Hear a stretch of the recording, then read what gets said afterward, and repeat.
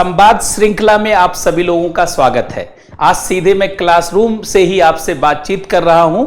संवाद श्रृंखला के अंतर्गत आज हम लोग बात करेंगे वर्ल्ड बैंक में भारतीय मूल के हेड बनने वाले अजय बंगा के बारे में।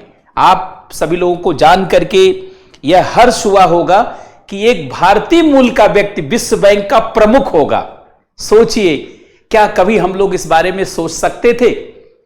अंग्रेज भारत को और पश्चिमी देश हमेशा भारत को एक पिछड़े हुए देश के रूप में देखते रहे हैं और वो हमेशा भारत को न केवल आर्थिक रूप से पिछड़ा दिखाते रहे हैं बल्कि सांस्कृतिक रूप से, ऐतिहासिक रूप से भी पिछड़ा साबित करने की हर तरकीब निकालते रहे हैं। और उन्होंने कहा कि भारत को 2 जून की रोटी भी मुयस्सर नहीं है। लेकिन वही 2 जून से अजय बंगा वर्ल्ड बैंक के प्रेसिडेंट का पद ग्रहण करने वाले, वही 2 जून 2023 से अजय बंगा वर्ल्ड बैंक के प्रेसिडेंट होंगे। यह कितनी खुशी की बात है कि भारतीय मूल का कोई व्यक्ति उस संस्था का चीफ हो रहा है जिस संस्था का पूरी दुनिया में डंका बजता है। देखिए, मूलतः आप सभी लोग जानते होंगे कि संयुक्त राष्ट्र की संस्थाओं की जब बात की जाती है कि संयुक्त राष्ट्र की वित्तीय संस्थाएं कौन सी हैं, तो उसमें वर्ल्ड बैंक और आईएमएफ प्रमुख संस्था है। ऐसे तो देखा जाए इनडायरेक्टली WTO भी संयुक्त राष्ट्र की ही एक संस्था है। तो अगर आप देखें संयुक्त राष्ट्र, वर्ल्ड बैंक, आईएमएफ और WTO, ये 4 संस्थाएं, इनका कभी भी कोई चीफ हेड व्यक्ति भारतीय आज तक नहीं बना है। संयुक्त राष्ट्र का कोई भी महासचिव आज तक भारतीय व्यक्ति नहीं बना है, ना भारतीय मूल का व्यक्ति बना है, और ना ही आईएमएफ और वर्ल्ड बैंक में कोई उसका हेड आज तक कोई भारतीय बना, और ना ही WTO का। लेकिन क्या गजब संयोग है कि 2 जून 2023 से भारतीय मूल के, बशर्ते अमेरिकी नागरिक है, अजय बंगा भारतीय नागरिक नहीं है, वो भारत में सिर्फ पैदा हुए, वो भारतीय मूल के हैं, लेकिन फिर भी एक भारतीय व्यक्ति का वर्ल्ड बैंक पर के हेड सीट पर बैठना अपने आप में गौरव से भर देता है। चाहे वर्ल्ड बैंक हमें लाभ दे या ना दे, लेकिन हमारा अपना व्यक्ति होने से ही हमें गौरव होता है, एक अपने अंदर एक अच्छी अनुभूति होती है। वैसे तो आप सभी लोग जानते होंगे कि जब आईएमएफ बना, आईएमएफ वर्ल्ड बैंक दोनों एक ही दिन बने, ब्रेटन वुड्स संधि के माध्यम से। ब्रेटन वुड्स संधि 1944 में हुई थी, जब लग रहा था कि द्वितीय विश्व युद्ध समाप्त होने वाला है। तो उसमें 3 संस्थाओं को बनाने का निर्णय लिया गया था। एक पूरी दुनिया में आर्थिक विकास के लिए वर्ल्ड बैंक, दूसरा पूरी दुनिया में आर्थिक सुधार के लिए आईएमएफ, और तीसरा पूरी दुनिया में विश्व व्यापार का अवसर देने के लिए ITO, इंटरनेशनल ट्रेड ऑर्गेनाइजेशन। आप सभी लोग जानते होंगे कि द्वितीय विश्व युद्ध बड़ा लंबा चला, 1939 से लेके लगभग 1945 तो मान लीजिए पश्चिम में, 45 इधर एशिया में जापान के कारण चल रहा था। तो द्वितीय विश्व युद्ध लंबा चलने के कारण यूरोप की अर्थव्यवस्थाएं, अमेरिका की अर्थव्यवस्था, कनाडा, ये सब की अर्थव्यवस्था बहुत खराब हो गई। तो उनको लगता था कि अब अर्थव्यवस्थाओं में सुधार के लिए एक बड़ी संस्था होनी चाहिए। इसी संदर्भ में 1945 में आईएमएफ बनाया गया। और द्वितीय विश्व युद्ध में लड़ाई भिड़ाई के कारण रोड, सड़क, बंदरगाह, हवाई अड्डे, तमाम घर, मकान, पुल सब तोड़ दिए गए थे, बम गिरा गिरा के। इस नाते था कि भाई द्वितीय विश्व युद्ध में जो देश प्रभावित हुए उनका पुनर्निर्माण और विकास किया जाए, इसके लिए वर्ल्ड बैंक बनाने का निर्णय लिया गया, और वर्ल्ड बैंक भी 1945 में बन गया। तीसरी संस्था थी ITO, इंटरनेशनल ट्रेड ऑर्गेनाइजेशन, ताकि पूरी दुनिया में विश्व व्यापार का अवसर मिल सके। और सब लोग जानते हैं विश्व व्यापार से लाभ कमा करके आगे बढ़े, लेकिन इस संस्था को बनाना संभव नहीं हो पाया क्योंकि पश्चिमी देश चाहते थे कि मुक्त व्यापार हो, अर्थात पूंजीवादी देश चाहते थे कोई कंट्रोल ना हो, फ्री मार्केट हो, और समाजवादी देश, कम्युनिस्ट देश चाहते थे नहीं, राज्य का नियंत्रण। समाजवाद का मतलब ही होता है हर चीज पे राज्य का नियंत्रण, जहां राज्य हर चीज में टोका टोकी करेगा, हर निर्णय वही लेगा। अंततः वो नहीं बन पाया। बाद में गैट बनाया पश्चिमी देशों ने, आपसी जो है समूह बना करके, खैर, हमें यह नहीं बताना है संयुक्त राष्ट्र की संस्थाएं, मैं सिर्फ इसलिए याद दिला रहा हूं कि जरा उस बैकग्राउंड को देखिए। जब आईएमएफ बना, पहली बार बना, तो सबसे पहला चीफ बनाने का जो प्रस्ताव आया था वो सीडी देशमुख सर को आया था। सीडी देशमुख आप जानते होंगे, चिंतामण द्वारिकानाथ देशमुख, जो आरबीआई के पहले भारतीय गवर्नर बने।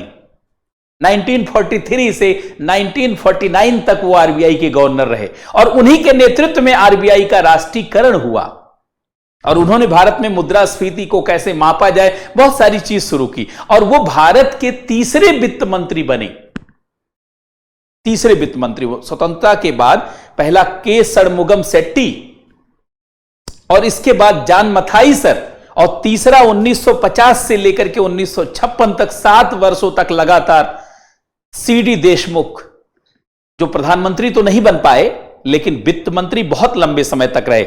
1918 में पहली रैंक थी उनकी आईसीएस के एग्जाम में, सबसे पहले उन्हीं को आईएमएफ का चीफ बनाने का प्रस्ताव रखा गया था। खैर, उन्होंने मना कर दिया, लेकिन तब से आईएमएफ का चीफ हमेशा यूरोपीय देश का कोई नागरिक बनता रहा और वर्ल्ड बैंक का चीफ हमेशा अमेरिका का नागरिक बनता रहा। मतलब पश्चिमी देशों ने क्या खूब बांट लिया। उन्होंने कहा, मेरे भाई, आईएमएफ का हेड पूरा यूरोप वाले देश, पश्चिम यूरोप वाले तुम्हारा आदमी बनेगा और वर्ल्ड बैंक में अमेरिकन आदमी बनेगा। वर्ल्ड बैंक कोई सामान्य संस्था नहीं है, कभी इसे खाली विकास की संस्था मत मानिएगा। यह विकास के बहाने पूरी दुनिया पे नव साम्राज्यवादी पकड़ बनाती है। यह मैं आलोचना नहीं कर रहा हूं, ये आईएमएफ, वर्ल्ड बैंक पश्चिमी देशों की प्रतिनिधि संस्था है। ये पश्चिमी देशों के हितों को चाहती है।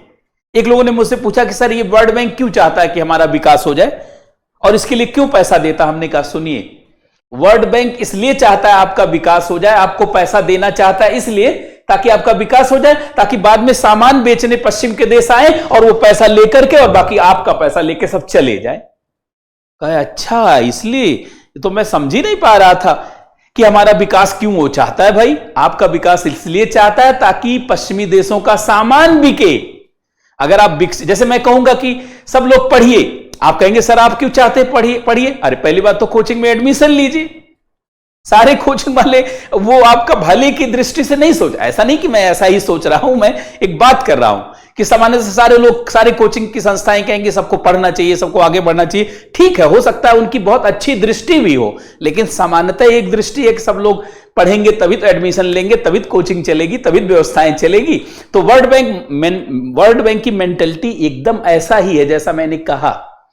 वो चाहता है कि पूरी दुनिया का विकास हो ताकि पूरी दुनिया में बाजार खड़ा हो और उसी बाजार में वो आकर के सामान बेच दे। पश्चिम के लोग कहते हैं पूरी दुनिया बाजार है, लाभ कमाओ, और वो बाजार खड़ा करने का जिम्मा वर्ल्ड बैंक को मिला है। हम लोग कहते हैं पूरी दुनिया परिवार है, सहयोग करो। अब उसी वर्ल्ड बैंक का मुखिया कौन बन रहा है? भारतीय मूल के अजय बंगा। अजय बंगा की पढ़ाई लिखाई दिल्ली विश्वविद्यालय में हुई, फिर आईआईएम अहमदाबाद से उन्होंने पढ़ाई लिखाई की, लेकिन बाद में वो अमेरिका चले गए और अमेरिका में मास्टर कार्ड के सीईओ रहे, नेस्ले कंपनी में भी काम किया, सिटी ग्रुप में काम किया, कई कंपनियों में लगभग 4 दशक तक उन्होंने अनेक संस्थाओं में कार्य करके उसको बहुत ऊंचाई तक पहुंचाया। यही कारण है कि अमेरिकी राष्ट्रपति जो बाइडेन ने जब अजय बंगा को नियुक्त किया, क्योंकि राष्ट्रपति को पावर होती है, अमेरिका का सबसे ज्यादा कोटा है आईएमएफ और वर्ल्ड बैंक में और सबसे ज्यादा उसका वोटिंग शेयर है, और वर्ल्ड बैंक में सबसे ज्यादा शेयर होने के कारण, सबसे ज्यादा कोटा होने के कारण शुरू से ही अमेरिका ही निर्धारित करता रहा है कौन बनेगा वर्ल्ड बैंक का प्रेसिडेंट। यद्यप उसकी भी एक प्रक्रिया है, लेकिन वो सब एक नॉमिनल है। जैसे भारत में राष्ट्रपति के चयन की एक प्रक्रिया है, लेकिन जब पार्टियां चुन लेती हैं, आम सहमति बना लेती, तो वो बन ही जाता है। उसी तरीके से जो बाइडेन ने अजय बंगा को फरवरी में ही नियुक्त कर दिया था और अब पूरी चयन प्रक्रिया से वो गुजर गए और अंततः 2 जून की रोटी कहा जाता था ना, तो 2 जून 2023 से वो वर्ल्ड बैंक के प्रेसिडेंट का पद संभाल लेंगे। अभी वर्तमान में वर्ल्ड बैंक का प्रेसिडेंट 2019 से डेविड माल्पस हैं, जो डोनाल्ड ट्रंप के दोस्त हैं, और अभी बहुत जल्दी वो बड़े विवादित हुए थे जब उन्होंने कहा कि मुझे ये नहीं पता है कि पर्यावरण को प्रभावित करने से जलवायु परिवर्तन होता है या पर्यावरण के क्षरण से कोई प्रभाव पड़ता है। बाद में खैर उन्होंने माफी मांगा, 1 साल पहले वो इस्तीफा देकर के जा रहे हैं, उनका कार्यकाल 2024 तक था और अब अजय बंगा वर्ल्ड बैंक की जिम्मेदारी संभालेंगे। एक चीज ध्यान रखें, वर्ल्ड बैंक के पहले प्रेसिडेंट यूजेने मेयर थे, जो 1946 से ही उन्होंने वर्ल्ड बैंक की कमान को संभाला और वर्तमान में डेविड मालपस है, लेकिन 2 जून से अजय बंगा होंगे। आईएमएफ के पहले प्रेसिडेंट केमिल गट्ट थे और वर्तमान में क्रिस्टीना जॉर्जीवा है जो बुल्गारिया की हैं। ऐसे डब्ल्यूटीओ के पहले अध्यक्ष पीटर सदरलैंड थे और वर्तमान में यंगोंजी ओकांजो इवेला नाइजीरिया की हैं।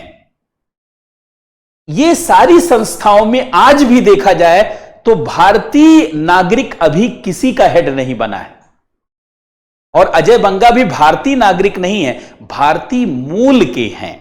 लेकिन फिर भी चूंकि भारतीय मूल के हैं, इस नाते हमारे लिए भी गौरवशाली है और हमें जानना चाहिए। एग्जाम की दृष्टि से महत्वपूर्ण हो जाता है। अब एग्जाम की दृष्टि से यह नहीं महत्वपूर्ण हो जाता कि अजय बंगा पूछे जाएंगे, हो सकता है वो भी पूछे जाए, लेकिन वर्ल्ड बैंक महत्वपूर्ण हो गया, आईएमएफ महत्वपूर्ण हो गया, डब्ल्यूटीओ महत्वपूर्ण हो गया, संयुक्त राष्ट्र की संस्थाएं महत्वपूर्ण हो गई। भारत संयुक्त राष्ट्र की संस्थाओं में सुधार चाहता है और भारत ने संयुक्त राष्ट्र की संस्थाओं में सुधार के लिए 3 वाक्य चुना है। भारत ये नहीं कहता कि भारत को शामिल किया जाए आईएमएफ में, वर्ल्ड बैंक में हेड के रूप में, यूनाइटेड नेशन में, डब्ल्यूटीओ में, बल्कि भारत कहता है कि संयुक्त राष्ट्र को मोर इंक्लूसिव बनाया जाए, मोर इंक्लूसिव, मोर ट्रांसपेरेंट, मोर डेमोक्रेटिक। भारत कहता है संयुक्त राष्ट्र को अधिक लोकतांत्रिक बनाया जाए, अधिक समावेशी बनाया जाए और अधिक पारदर्शी। लेकिन अधिक लोकतांत्रिक होने का क्या मतलब है? पूरी दुनिया में 8 अरब लोग हैं, 800 करोड़ लोग हैं और 143 करोड़ हम ही लोग हैं, अर्थात दुनिया का हर 5वां 6वां आदमी भारतीय है। लेकिन भारत का कोई भी आदमी उसका नेतृत्व नहीं करता रहा, क्या इसे लोकतंत्र कहेंगे?